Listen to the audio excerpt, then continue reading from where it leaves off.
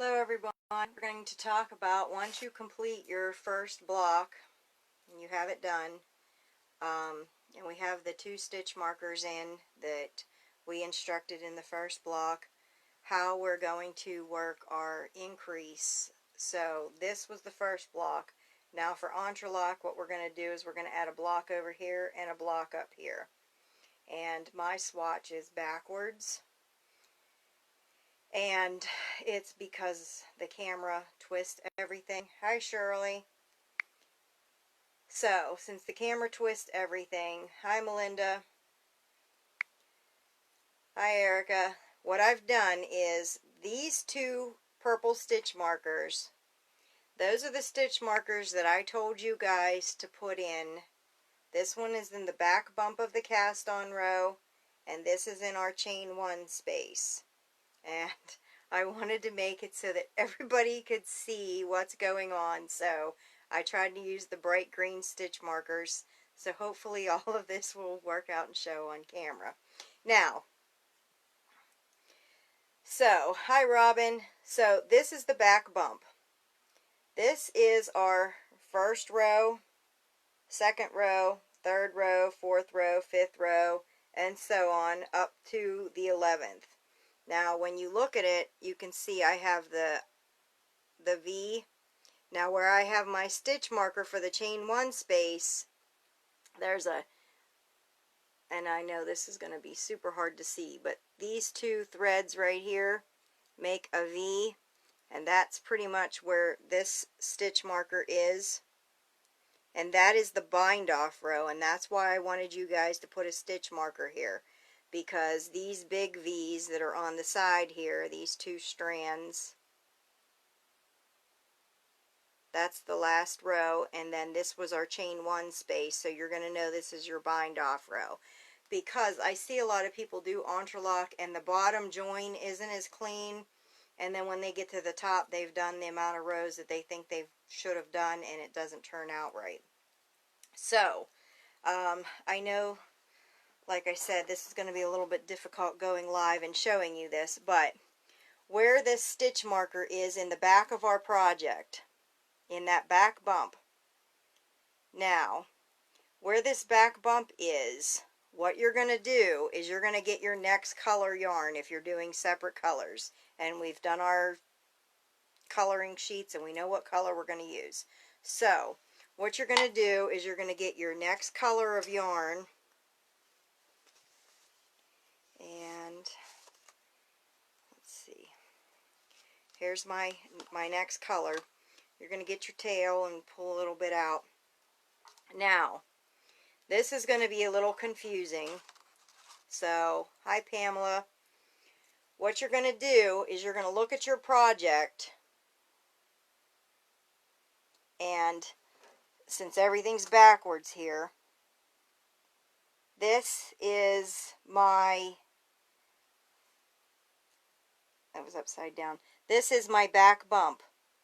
That first stitch, you're going to lay your project so that your back side is sticking up.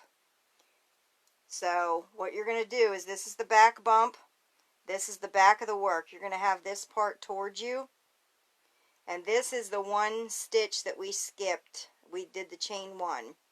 So now that you've got your project and it's backwards, you're going to take that stitch marker, and where that stitch marker hangs in that back bump, you're going to take your hook and you're going to put it, this is the front of my project, this is the back of my project. You're going to put your hook from the front of the project to the back of the project.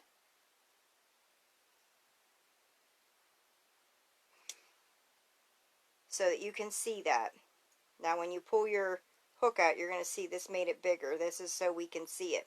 Okay, so we're going to do chaining from here, because a lot of the patterns that I've seen, what they do is they start chaining, and they're chained from that first row where my first stitch marker is. And if you chain where that first stitch marker is, then what happens is it jumps up a row. So I hope that makes sense for everybody. We put our hook through here so we could see the back bump be a little bit bigger. So now I'm right-handed, so I'm going to turn a little bit this way. Here's my stitch marker. I put my hook through there, so now you can see my back bump is a little bit bigger. Can everybody see that? Okay. Now that that's a little bit bigger and you can see it, we're going to take our working yarn, the new color, and we're going to take our hook and where your, I'm using purple, this is our piece that's sticking down. I'm going to lift up the other stitch markers that I put in so that you guys could see the row. I am going from the front of the project to the back of the project. Okay, so this is the front and I'm going to the back. Now my hook's through the back. What we're going to do is we're going to grab our working yarn that we're going to use, and we are going to put the yarn over the hook, and we're going to pull through that back bump. And I know it looks a little bit big because we've kind of pulled it out some. Mine is a little bit over exaggerated. So we've gone from the front of the work to the back of the work, and we've got our working yarn, and it's on here now. So now what we're going to do, and some people like to do this with a slip knot, and you can feel free if you like to. You can, instead of, you know, going through and grabbing your yarn, you can make a slip knot with this. And everybody should be familiar with how to make a slip knot. And then you can go again in your hole in the corner, that back bump that we have the stitch marker in, that I had you guys put your stitch marker in, and then grab your slip knot and tighten it down and grab your working yarn. And this is a lot to do all in the camera as well and try to show, but I'm going to tighten the slip knot down. I'm going to get my working yarn. You're going to pull your slip knot through, and we're going to hold it in the back, and then we're going to chain. And we were working with 14 for here. So again, to get this block to work out, sorry, my yarn's all tangled.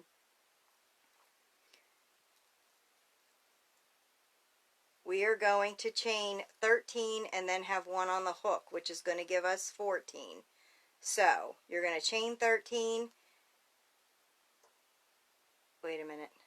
You're going to chain the 14. Sorry, mind lapse here. It's been a long day. You're going to chain your 14. Okay? Once you chain your 14, so I'm chaining along. So this is what you're going to start with, and this is not chaining 14. This is just showing. Once you've chained your 14 again, you're going to skip that first back bump. So we're going to take, once we've done our chain, you're going to take your stitch marker out of here.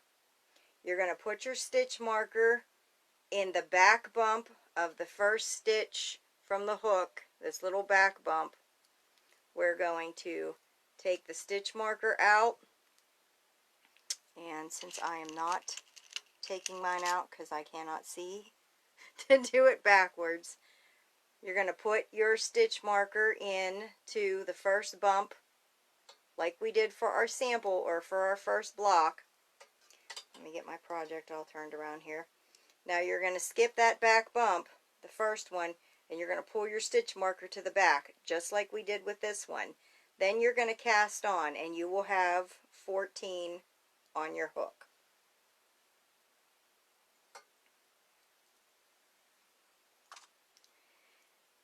So, once you have the 14 on your hook, oh good Lord, my phone is dying. Of course. Once you have the 14 on your hook,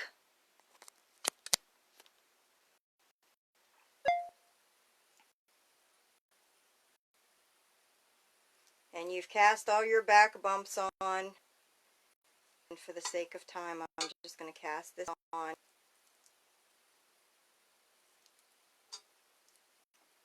Once you have cast on your first row,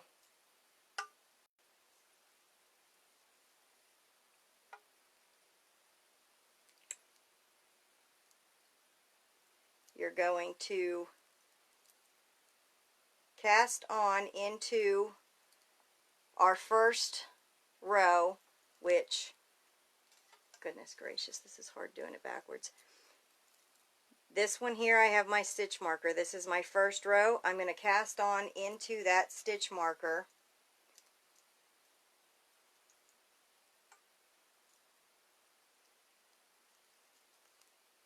So now that's going to give us an extra block. Now what we're going to do is we're going to cast off going through 2. And by casting off and going through 2 all the way across, what it's going to do is it's going to cause our edge to be up closer than a lot of the other patterns where you're casting off and going through 1. So, and I know with the stitch marker here it's going to be a little difficult to see, but it gives you a much closer join. And we're going to work our way back up, and you're going to do however many rows. I think for Erica it's 10. For me it's going to be 11. So when I get to that 11th row, I'm going to be in the top of the green stitch markers. That's going to be my 11th row. When I bind off, I am going to come completely across, and I'm going to bind off this block just like I bound this one off. You're going to chain 1.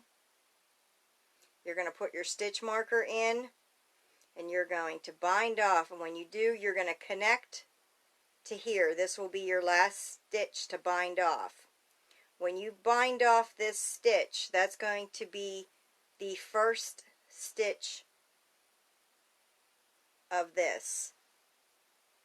That chain 1 space is going to give you, so when you do the slip stitch across, you're going to do your last slip stitch in this chain 1 space. And what that's going to do is it's going to give you that corner. So then you're going to pick up all of these stitches across. And we will do the second block. I will do another live just to show you once I get to the top and I do the bind off how we're going to do that. But in the bottom, what we're going to do is we're going to chain from the back bump out. You're going to work across and cast on. And that's when you go into your first row. Do we have any questions yet?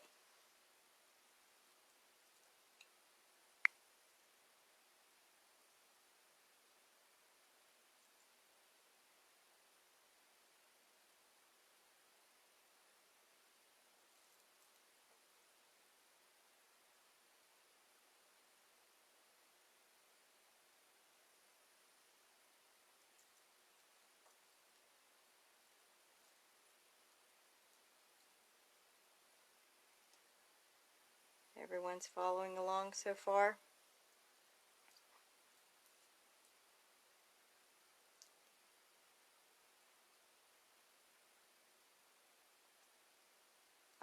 The only other question that I did have was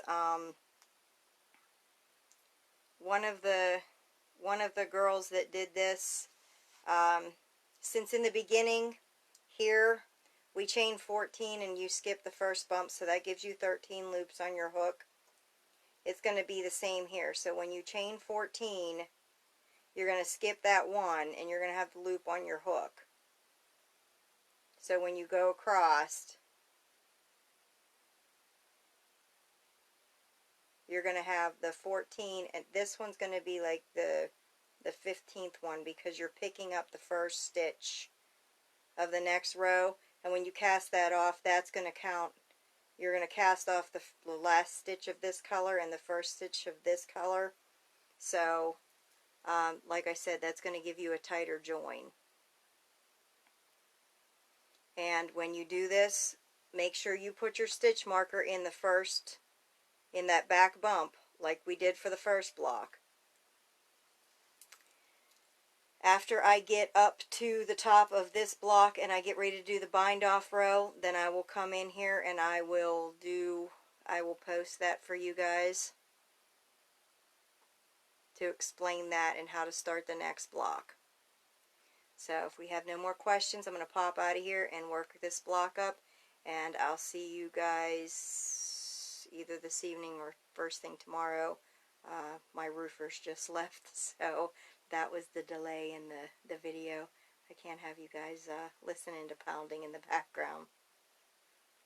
Alright guys, I will see you. If you have any questions, post them under here and we'll get you answered. Thank you guys. Bye.